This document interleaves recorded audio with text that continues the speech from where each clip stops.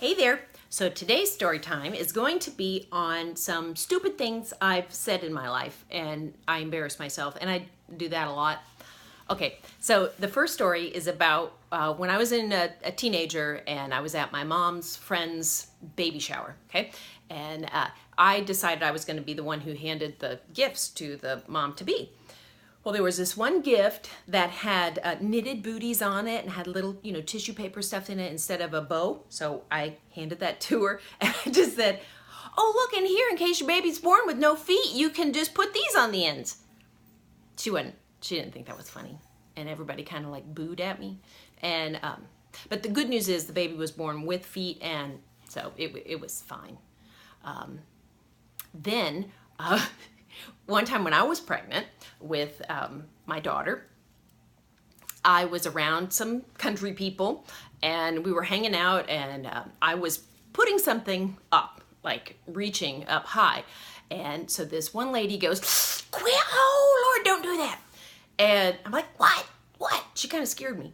And she goes, "Honey, you're going to strangle that baby if you do that again."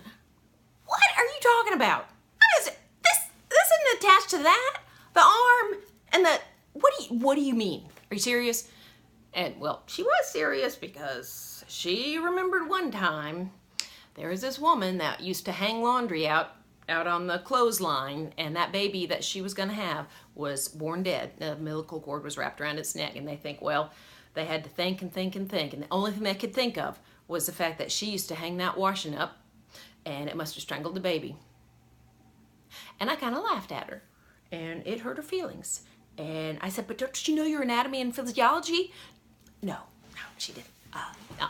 So I had to kind of apologize and say, "Oh, I think the baby will be fine." And then I had to quit doing what I was doing. Baby was born totally fine, yeah. Then, so I used to homeschool the kids for about a year and a half. And I met a bunch of different people that were, some people did it for religious reasons. Some people did it just because they thought the educational system didn't suit their needs.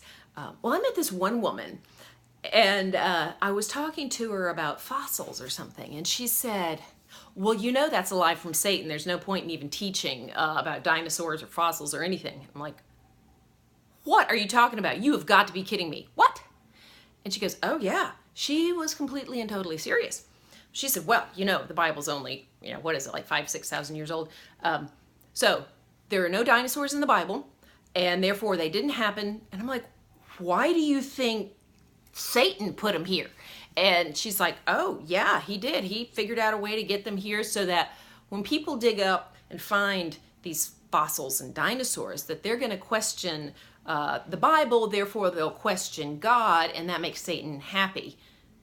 And I laughed at her, and then I had to kind of go, "Oh, okay, well, I don't think that's true."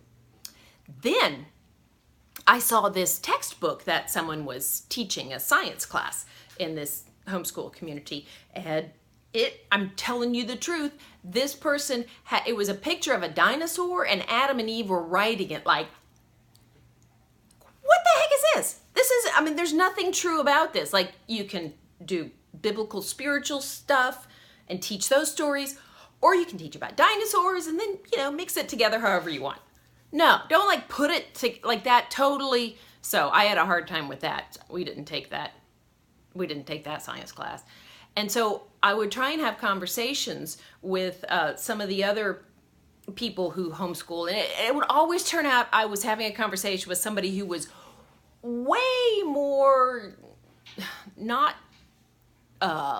goofy, would be a way to say it, than me. And I often stuck my foot in my mouth because they kind of assumed that I was really conservative, and that's why I was homeschooling and not really creative and goofy, and just thought my kids needed something better than regular school.